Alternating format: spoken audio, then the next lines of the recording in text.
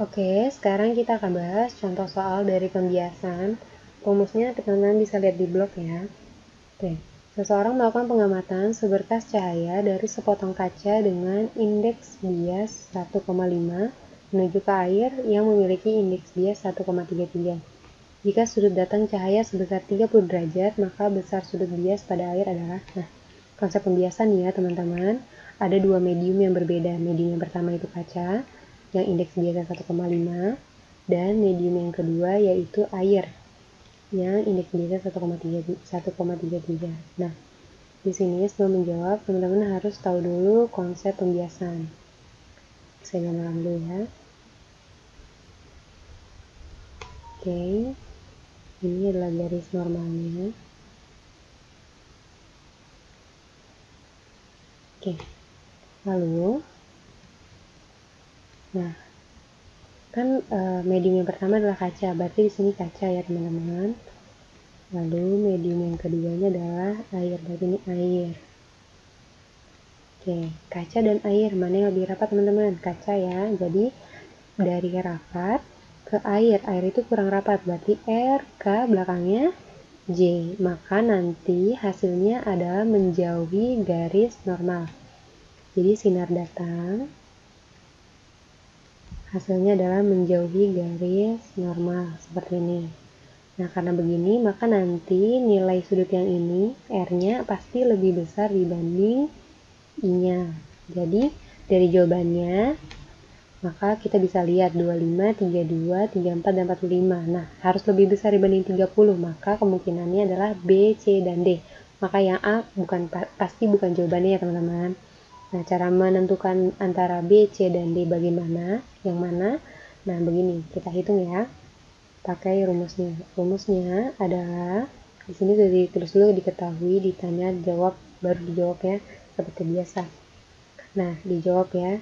Rumusnya adalah N1 indeks bias yang pertama dikalikan sinus I, sinus sudut datang. Nah, sinus ini cara menghitungnya bagaimana? Teman-teman bisa pakai kalkulator yang saintifik atau yang IPA. Jadi kalkulator yang punya nilai sinusnya ya teman-teman, bukan kalkulator yang biasa dipakai di warung-warung.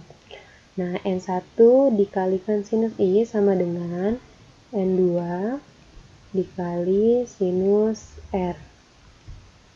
Jadi gitu ya. Dan kita masukkan nilai N1-nya. N1-nya adalah 1,5 dikalikan sinus 30 derajat. Lalu N2-nya adalah 1,33 dikalikan sinus R.